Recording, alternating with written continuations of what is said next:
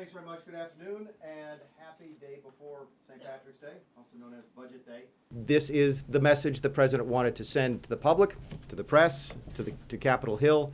He wants more money for defense, more money for border enforcement, more money for law enforcement generally, more money for the vets, more money for school choice, and then to offset that money with savings elsewhere so that all of that is done without an additional dollar added to the deficit. It even doesn't even deal with the deficit.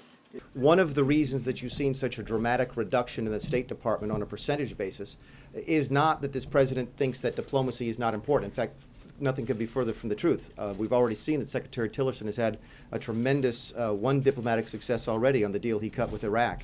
The president believes in diplomacy, and we believe that this budget protects that core function of the State Department.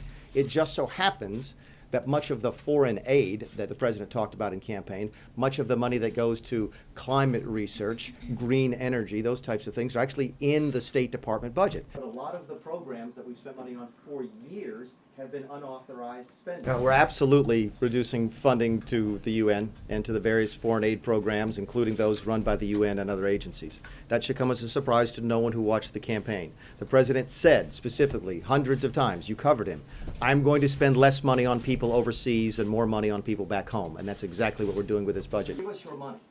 We're not going to do that anymore. What if that single mom has two kids in Head Start? Please let me finish. No mention at all of whether or not Mexico is going to help pay for it or reimburse the U.S. for it, as the president pledged. So where is that money coming from for the border wall?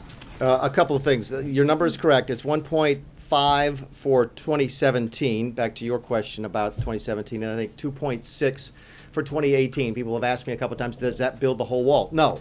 It doesn't, but it gets us a start on the program, and you see some of the wall being built this year, and then of course, obviously we increase funding in 2018, but the wall will take longer than 2 years to build.